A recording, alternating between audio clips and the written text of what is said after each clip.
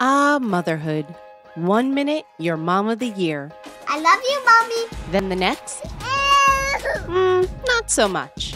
From bath time to bullying, from potty training to puberty, parenting is full of challenges. But one thing is for certain, you are not alone.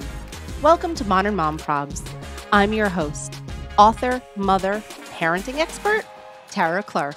Join me while we tackle today's modern mom problems.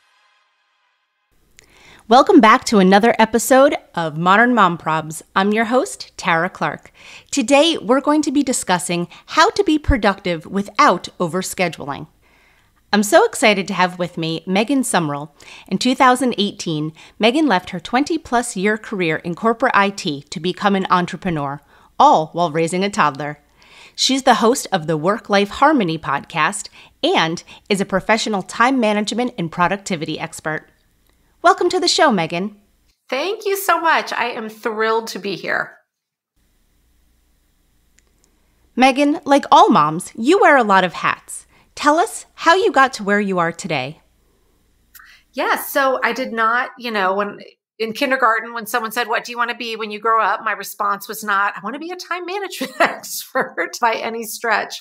And I think a lot of women in business today end up with their businesses out of solving a real problem that they themselves were having. And that's exactly where I found myself prior to getting married and starting a family. You mentioned I had that job in the IT space. My area of expertise really was going into large software companies and ripping apart all their systems and processes and rebuilding them to help build software better, faster, cheaper. So I've always been a process optimization geek, took all the old school, very male-oriented productivity courses over the course of my career, and very stupidly used to be in the line of Target occasionally at the end of a long day. And I'd see a mom there with their young kids and everything just looked like the world was falling apart. And I would think, oh, that will never be me. Yeah, right. So fast forward to me being a mom and a couple years into juggling career and motherhood. And I've found myself, I was that mom at the end of every long day, just like, dear God, whatever it takes, just get me to bedtime. And really started recognizing like, this isn't working and I don't see a light at the end of this tunnel. The only light I see is a freight train and it's coming at me, maximum speed. And I had a really pivotal moment one day when a woman at a park, I was pushing my daughter on the swing, just very politely asked, "What do you do for fun?" And I didn't have an answer. And it kind of rocked me to my core. And I went home that night and I cried for a very long time because first I just cried over the fact like, what the hell happened? Why don't how did I get from there to here? Fun? Right? Like I seriously can't remember the last time I did something just for me for fun. I mean, of course I had fun with my daughter, but it's not the same. And then of course the mom guilt sets in. So then I found myself crying because I was like, man, on the outside looking in on paper, like I have everything I ever wanted. And yet I'm really unhappy and I'm exhausted and I've felt like I'd completely lost myself. But thankfully, I was like, well, the irony of this is what you do for a living, Megan. So why don't you take yourself on as a client and say, let's look at finding better systems and processes to juggle all the roles, responsibilities, tasks, et cetera, I had going on in a way that works, as opposed to this wake up, write a task list of 57 things, run like heck to get it done all day and collapse into bed at night. And so that really was the foundation of what is now my top program, which is time management, organization, and productivity. And so over the years, as I was doing this, people were noticing changes in me. They started asking me to help them. And I realized like, this is my calling in life. So I just left corporate behind. And now I'm on a mission to bring work-life harmony to as many moms as possible.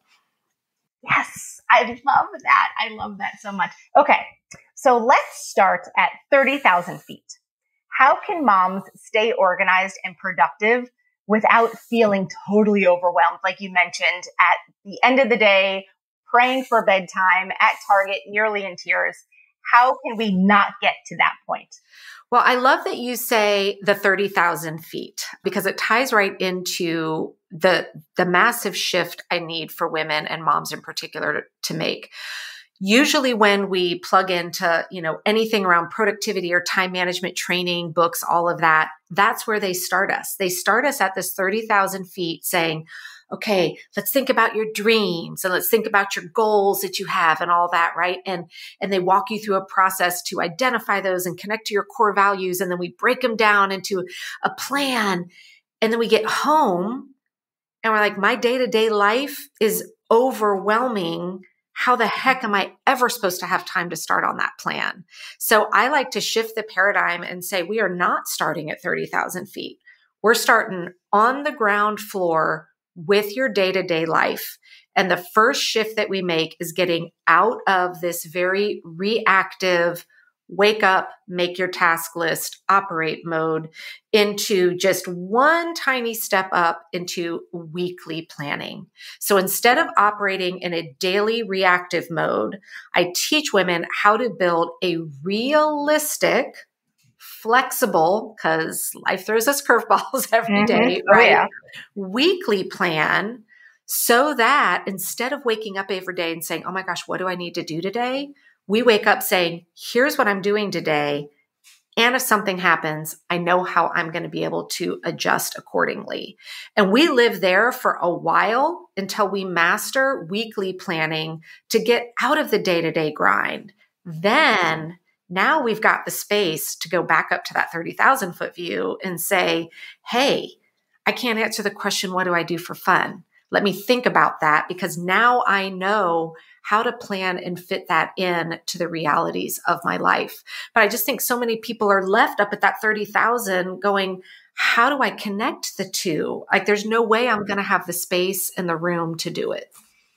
Yeah, I appreciate that so much because it is true. It's the waking up each morning and thinking, one, what am I going to make for dinner? Two, how am I going to God, the what am I going to make for dinner question. It's a big one for me. Because every day at 4 o'clock, I think, oh gosh, I guess I probably should have thawed something. That is not always the case. And I'm sure I'm not alone in that one. No, you are not. Yeah. But I want to sort of dive a little bit more into that, not the dinner thing, but I'm saying about what you were talking about. It almost seems like you're building on different concepts as if it were like a pyramid or something, right? Yeah. And my framework is actually, it's more of like a beehive kind of a look, but I break things down into 4 levels of planning. So, and we start at the bottom. We got to get weekly planning under control because that clears up the stress of our days. Then we move into monthly planning.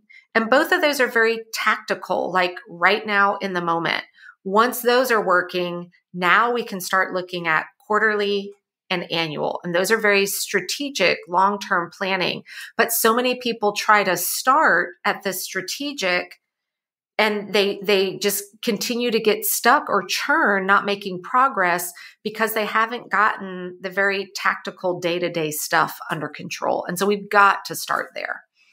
Yeah. I mean, that's where it all really begins, right? Waking up each morning and knowing where you're going for. Yeah. And even day. Like kind of tying into your dinner example, I think a great way that a lot of moms can relate to is, I mean, we've all had that thing where we're driving home from work or the park or whatever. And also we're like, oh my God, what am I going to do for dinner? Right. So we pull into the grocery store, like I'm just going to run in and pick up something.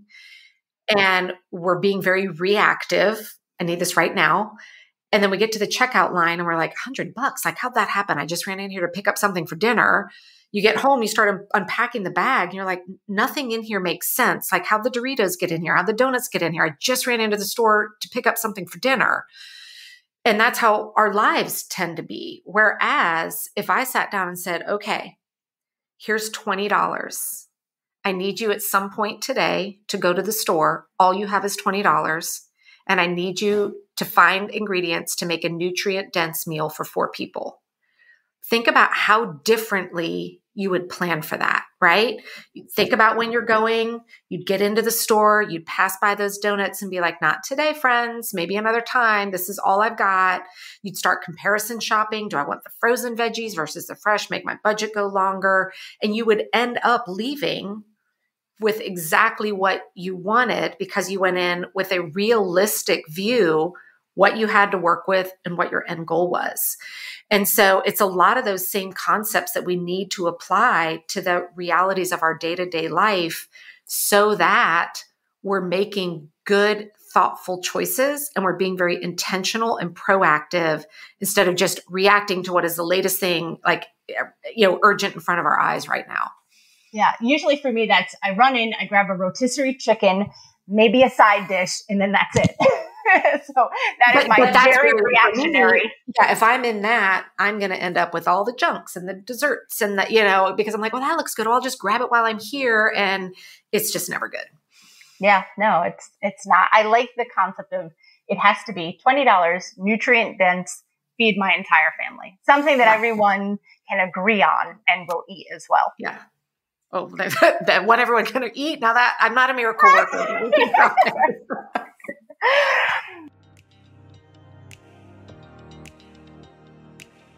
This podcast is brought to you by Citizens of Sound, a podcast production agency committed to developing and launching shows with gravity and depth. From conception to launch, Citizens will partner with you every step of the way, whether you're an actor, business owner, doctor, fitness coach, influencer, or simply a hobbyist. Citizens offers everything from conception to branding, editing to mixing, and publishing to management. Jump on board with Citizens of Sound and start your own podcast today. Go to citizensofsound.com and follow them on Instagram.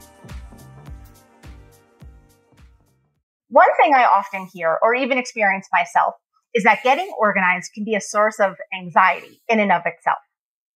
How can a well-intentioned parent deal with this unexpected phenomenon? So there's kind of two questions in there. One is the getting organized feels overwhelming already, but then there's the unexpected part, right?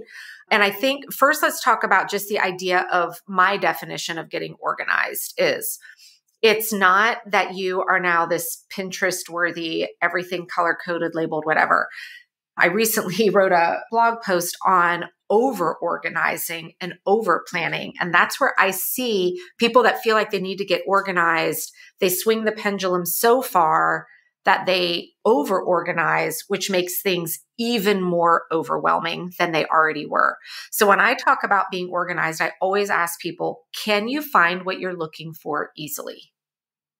And if the answer is yes, you're good. Maybe it doesn't need to be color coded 5 different ways with 20 different labels and folded the right way. Like it doesn't have to look that way. Can you find what you're looking for easily? If yes, great. If not, well, then now we know there's a room for improvement there. And when, there's my area of expertise is the organization of information and scheduling. There's a ton of other experts for, the physical decluttering in the house. So when I'm talking about organizing, I'm leaning more on that calendar and information side. And the biggest tip that I can give everyone is you need to centralize where you're storing your information.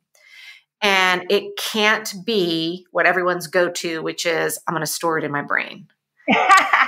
Because we forget, right? We're like, remember that. So what tends to happen is when we think, okay, I'm going to get organized, I'm not going to try and remember everything. Now we've got like notebooks everywhere and apps everywhere, right? So we've got some stuff in an app on our phone and then another on a list app on our phone. Then I've got my notebook in the car, my notebook in the purse, my notebook at the desk. Well, then if I were to say, hey, show me everything that you need to figure out how to fit in this week, you're going to spend 30 minutes trying and gathering up all the different sources that have that, right? So that would be an example of, no, you can't find that with ease. So when I think about organizing information and all, the hashtag, all the things that we juggle as moms, we need to have one central place that as things come in that we're like, oh, I got to figure out when I'm doing that. I got to make sure I handle that it all goes into one place. And there's a lot of good solutions out there. I'm not going to say everyone has to use the same one place. I use a free tool called Trello. I love it because it's free. I can access it from my phone, computer, whatever. So then when I sit down to create my plan for the week, I'm just looking at that one place that everything's been dumped in all day, all week long, so that I can get a clear look at everything that's going on. And so that's really where I encourage people to start when you're thinking about the organization of all the things you have to do is where is your hub going to be that everything goes? Kind of like an old school card catalog at the library, right? That you can walk to and say, it's all here. Now I need to solve the puzzle of how am I getting this into my plan for the week? That's great advice. I'll share with you personally what I do. So I have my phone and my calendar, and I use an Android phone. So I have Google Calendar, and I put every single thing I need to do in my calendar, and I allocate certain time for it. So if I know I need to write a blog post, then on Tuesday between 11 and 12 o'clock, I'm writing that blog post. If I know I need to pick up something for my son, I put it in the time, and it really helps me because I know how much time certain things can take. And then obviously you can move them around and shift them as need be. And then I always have this ongoing joke with my husband that each day I will look at my calendar, and many things I get accomplished. Obviously, there are still some things that I haven't been able to do. And so there's always a time of day where it comes and I say, oh, now it's time to move those things onto tomorrow. And so then if it's a blog post that I have been sort of dragging my feet in writing, or some other task that I'm sort of dragging my feet in writing, then I move it over to the next day, and then I allocate my time that way. And it's been very helpful for me. And so if I didn't have my Google Calendar and I wasn't able to allocate that exact amount of time, I don't know where I would be. Yeah. And so what I love about that, so you're kind of leaning into what the output of a weekly plan that I teach would look like, where when the time comes to sit down, I do mine on Sundays because it works for me, and I'm laying out my plan for the week. That is, I'm actually putting the appointments on my calendar. So I'm looking at, okay, here's everything I've got to accomplish next week. No, I'm not just making a list. I'm actually looking at the realities of my life and saying, okay, looks like Tuesday would be a great day where I've got 90 minutes where I'm going to lump these 3 things together that all involve being at my desk at my computer. And I'm going to put that on saying from 9 to 10:30, you're doing this. But here's the thing about the phone that I want to caution everybody on. And this is a reason why I believe so many women and men alike are overscheduled today, is because we are using our phone as our central hub to make decisions about our time. And when we think about our phone, look at the size of that screen. It is very small. And so when we need to get detailed information, all we can really look at is one day, right? So I have to go into the daily view. So let's say it's Monday and you reach out and you're like, hey, Megan, are you free to, record a podcast with me on Thursday? If I'm using my phone, I'm going to move over to Thursday. I'm going to zoom in on just that day and say, hey, I'm open from 12 to 1 or whatever. And we book it. But then what I can't see from my phone was maybe that window on Thursday was like the one opening I had. And Wednesday's jam-packed, Friday's jam-packed. And I've now just taken yet another sliver of that one little pocket of time I had away. And this is how so many people are getting overbooked, is we are using a minuscule lens into the realities of our life, meaning one day at a time, to make broader decisions about it. And so this is why I use my phone obviously as a reference to see what was on my calendar, but I don't plan on my phone. I plan where it's the full week at a view. And when we do that, that really helps to avoid that kind of what I call carryover tasks, the things that you were talking about. Okay, I put it on my calendar today, but it didn't get done. And so it really helps to minimize that moving, because when we're looking at the week comprehensively, we can make different kind of aligned choices of how we map things out. I'm going to use that. Now, do you recommend like a particular type of planner or just something that's analog? Yeah. And, you can do paper or digital. I am not one that's going to say you have to be paper or you have to be electronic. The way I guide people is to understand the realities of your lifestyle. So when I was in corporate and in front of a big monitor, 10 hours a day, I was a Google Calendar person, everything, because I was sitting at my desk where I could see a whole month and a whole week of information as I was planning and making yes/no choices about my time. Now I'm in a very integrated, fluid stage of life where I'm only at my desk for a couple hours a day. And so I use a paper planner. It's actually the planner I built and designed. So obviously I'm going to use the one that I made. But for people that love paper planners, you need to make sure that it is a planner that is a weekly view planner, not a daily view, because you're going to get that same problem of you spend half your life rewriting and copying things from day to day to day to day. And it needs to be a layout that has the actual times so that it looks like you are looking at a weekly Google Calendar view.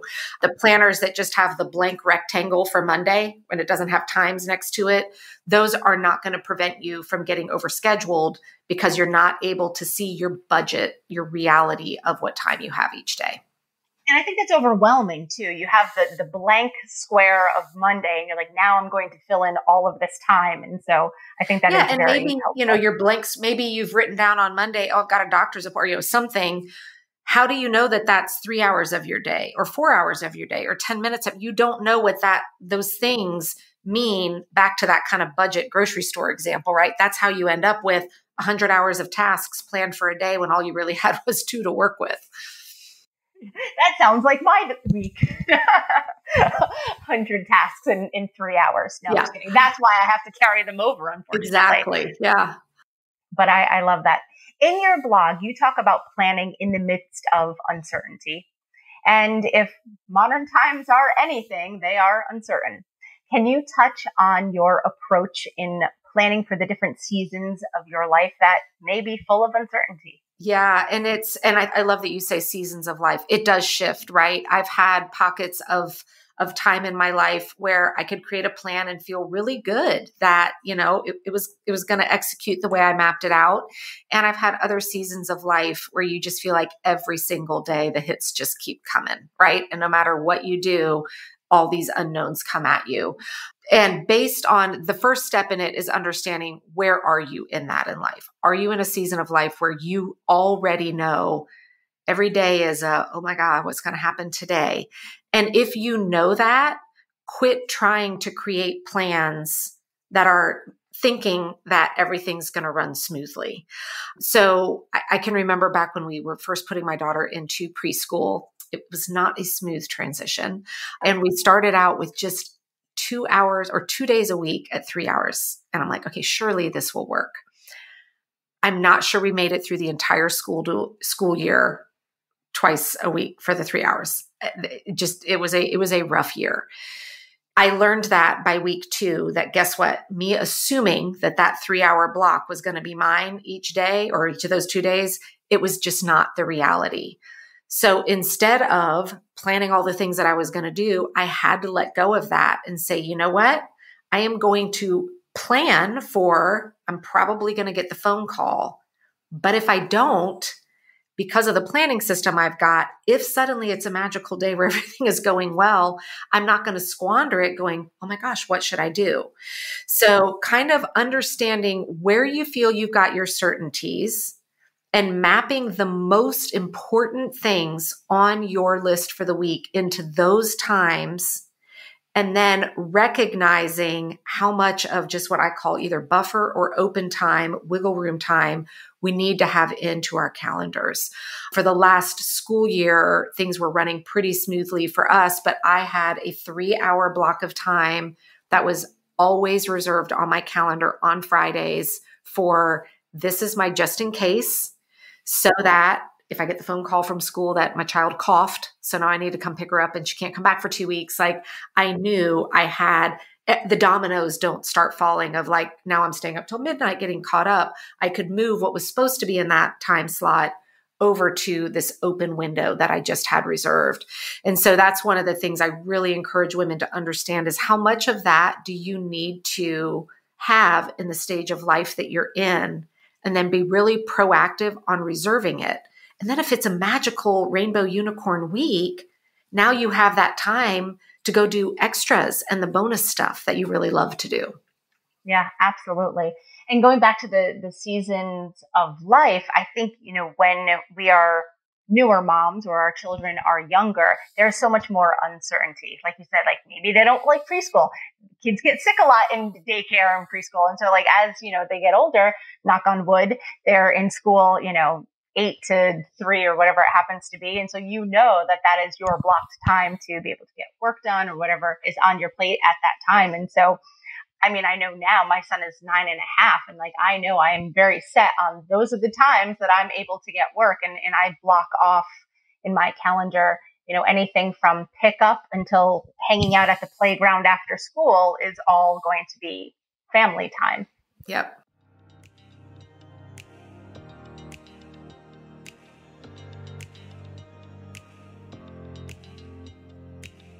This episode is brought to you by Modern Mom Style Box. Upgrade your wardrobe and enjoy unlimited styles for just $60 a month.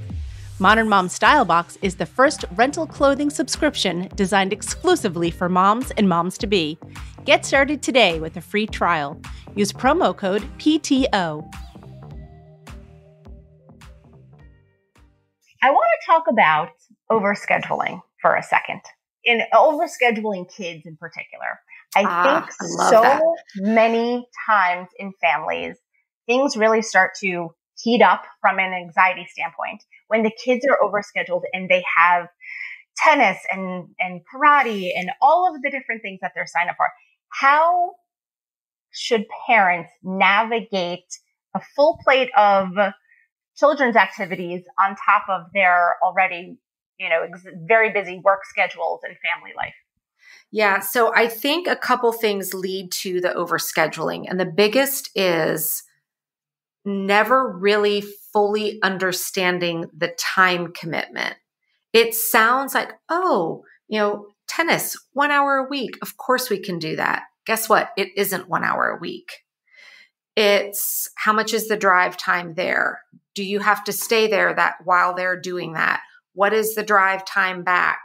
Is it aligned with another kid's activity, or are they now back to back so that now that 1 hour tennis is now suddenly an hour and 45 minutes every week? And then the other part is, again, tied back to kind of that phone. We have got to create the realistic, holistic plan that shows everybody, your entire family, in one shared view. When I talk about what I call my family communication center, what goes on there are the activities that impact more than one member of the family. So like me having this phone call with you, that's not on my family communication center for the week. It's not impacting anybody else, right? But the fact that tomorrow my daughter has a dance class, that's on there. Or if my husband's out of town, that's on there. Or if I have to do something out of normal work hours, that's on there. And so when you can line up all of those things onto a view that your whole family can see and share, that's what starts to ignite the conversations of, is it too much? Should we maybe say, this is not the year for tennis, or this is not the season for that one activity? Because along with lining up, you've got to map out, what does this look like realistically? Tennis, it's not from 3 to 4. It's at 2:15. We're getting the snack ready and getting the stuff. So we need to mark off from 2:15 to 4:30 is what that tennis commitment really looks like. And so I think that people are just so, again, that reactive knee-jerk, yeah, we can do it, without taking the step back, putting it into that next level plan, more that monthly where we start to get a little strategic, with the full picture of what does that look like really from a time commitment.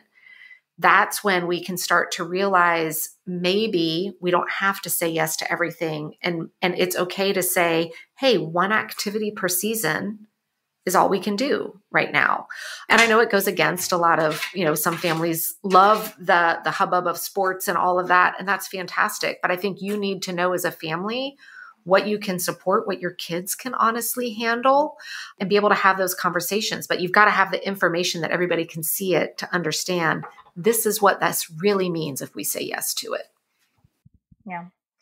What tips or resources do you have for parents on where to start with organizing this overscheduling? Yeah. So I've got a couple of great, I say free, but it's $1.99, but to me, it's all the same. So I have an app that's available in both the App Store and Google Play that's called the Pink Bee, all one word.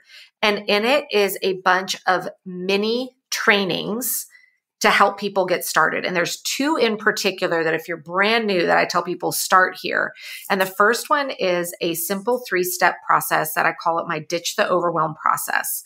That if you right now are already like, I'm almost paralyzed, I don't even know where to start because there's so much to do, I start people there because it gets us unstuck and starts getting us back into motion again. And then once we feel like we're in motion and we're out of the panic state, that goes right into seeing what I call the basic weekly planning process. It's a 5-step process. It's a great place for people to get started. And it's one, because it's on the app, you can kind of pull it out each week and plan along with me. You can just pull open that little training and watch, step 1, here's what goes into your plan, hit pause, go do it along with me. And it's been a tool. People say it's like having a time management coach right in their pocket. So I would encourage folks to go check that out. Awesome. You are the host of the podcast, Work+Life Harmony Podcast. And I want to talk a little bit about that because I, forever have been talking about crushing the notion of work-life balance. I hate that term. Thank you. Yes. I hate it. I think it should focus on effectiveness. I love that you use harmony. So tell me, how did you come up with harmony? I want you to just shed a little bit of light on the podcast and the concept. Yeah. So I am with you. I think balance doesn't exist. And I think the quest for balance is what leads to overwhelm. Yes. So when we think of balance, like think of the old scales, right? With the 2 little dishes. Balanced means everything's equal. And I think women are really, really struggling with this idea of every hat that we wear has to have equal time every day.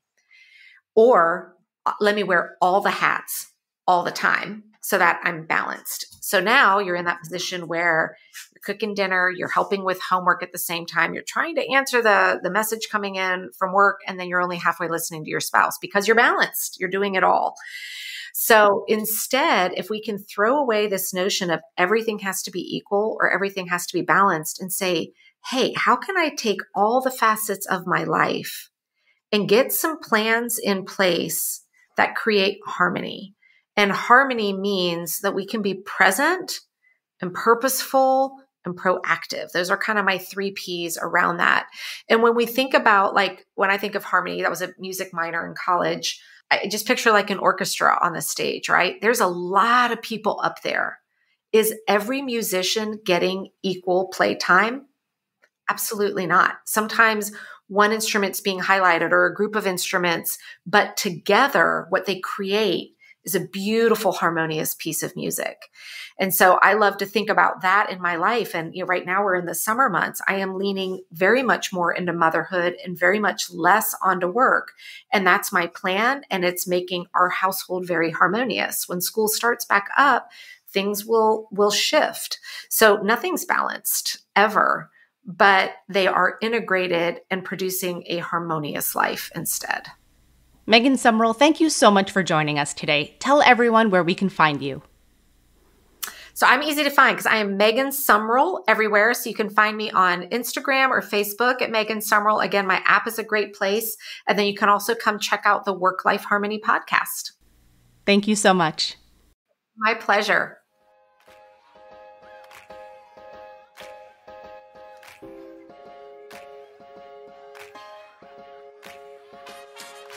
Thanks for listening to today's episode of Modern Mom Probs.